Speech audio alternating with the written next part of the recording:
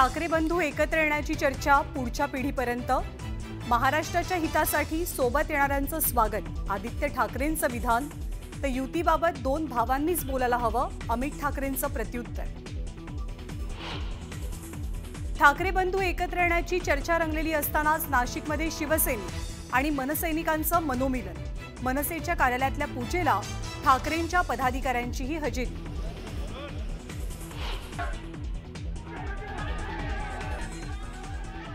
अकोल्यात जिल्हा नियोजन समितीच्या सभेत जोरदार राडा।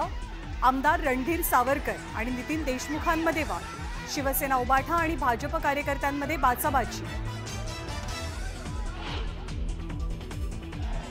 छत्रपती संभाजीनगरात ठाकरेंची शिवसेना आणि भाजपचे कार्यकर्ते आमनेसामने। उबाठाच्या क्या हुआ तेरा वादा या आंदोलनादरम्यान दोनही पक्षांच्या कार्यकर्त्यांकडून घोषणाबाजी।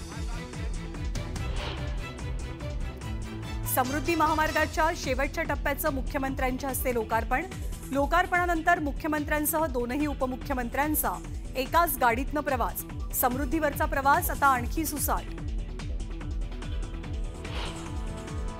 समृद्धी महामार्ग रेकॉर्ड ब्रेक वेळेत पूर्ण केला। आता शक्तीपीठ महामार्गही पूर्ण करू, मुख्यमंत्र्यांचा निर्धार। तर शक्तीपीठ गेम चेंजर ठरेल, एकनाथ शिंदेंना विश्वास।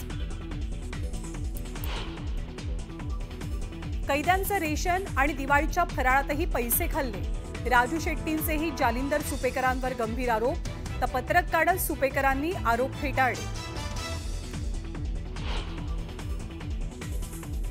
मुंबईतील गोरेगावच्या गोकुळधाम सोसायटीमध्ये ईद निमित्त जनावरांच्या कत्तलीला स्थानिकांचा विरोध। विरोधानंतर कत्तलीची दिलेली परवानगी बीएमसीकडून रद्द।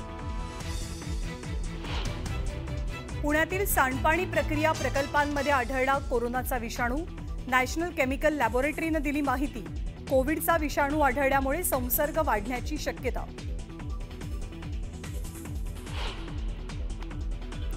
आणि राफेल जेटचा संपूर्ण ढाचा आता भारतातच तयार होणार। दसॉल्ट एव्हिएशन आणि TASL मध्ये महत्त्वाचे 4 करार। हैदराबादमध्ये उभारलं जाणार अत्याधुनिक केंद्र।